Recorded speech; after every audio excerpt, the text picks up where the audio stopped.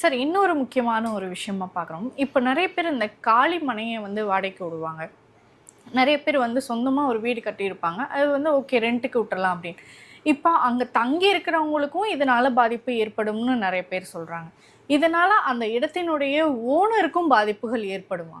நெறைய பேர் வந்து இன்னைக்கு, சார் நான் வந்து ஒரு வடகிழக்கு மனை வச்சிருக்கேன். ம். சூப்பரா இருக்கு.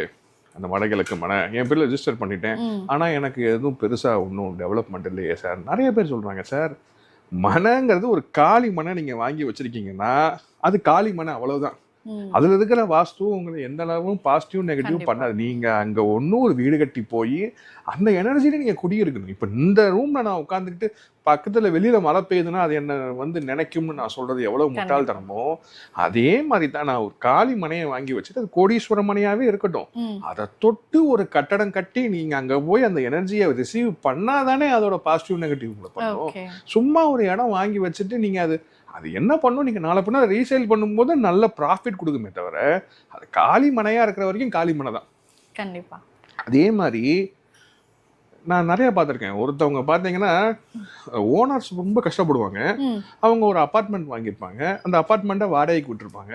அப்பார்ட்மெண்ட்ல வரவங்க ரொம்ப பெரிய ஆளாகி வீடு கட்டி போயிட்டே இருப்பாங்க. ம். இதுவும் அதுக்கு ஆப்போசிட் தான். ஓகே. அது அப்பார்ட்மெண்ட் பார்த்தீங்கன்னா ரொம்ப அருமையான ஒரு வாஸ்து அமைப்புல இருக்கும். இவங்க குடியிருக்கிற வீடு, ஓனர் குடியிருக்கிற வீடு அவ்வளவு நல்லா இருக்காது. ம். அப்போ அதே மாதிரி தான். அந்த வீட்டோட நல்ல விஷயங்கள் இவங்களுக்கு ஒன்றும் பண்ண போறது கிடையாது. அங்க வந்து இருக்கிறவங்க நல்லா இருந்துட்டு போயிட்டே இருப்பாங்க. ஓகே. இந்த மாதிரி ஒரு நல்ல வீடே அவங்க பேர்ல நிறைய பார்த்துருக்கேன். இந்த மாதிரி நல்ல ஓகே. வீடு இருக்கும், ஆனா அதை வாடகைக்கு விட்டுருப்பாங்க. ஒரு மோசமான வீட்டுல இருப்பாங்க. நான் போய் சொல்லுவேன், சார் இதோட நீங்க வாடகைக்கு விட்டுருக்க வீடு நல்லா இருக்கு, அங்க போய் இருங்க சார், இதை வாடகைக்கு கொடுங்க. இல்ல சார் அது சின்னதா இருக்கு, ம். அது நமக்கு அவ்வளவு வசதிப்படாது. சார் வசதிங்கிறது ரெண்டாவது. நீங்க பார்க்க 3 குடுத்தனம் வந்து 3 பேரும் வீடு கண்டிப்பா. கட்டி போயிட்டாங்க. ம். நீங்க கஷ்டப்படுறீங்க. உங்க வீடு, நீங்க அங்க போய் இருங்க, உங்களுக்கு சேஞ்ச் வரும், வேற வீடு வாங்கிட்டு நீங்க திருப்பி வந்துருங்க அப்படின்னா அவங்களுக்கு அது வந்து ஒரு இந்த வசதினே பார்ப்பாங்களே தவிர, ஓகே. கண்ணு முன்னாடி ஒரு டெவலப்மெண்ட் இருக்கும், ஆனா அதை அவங்களால பிடிச்சிக்க முடியாது.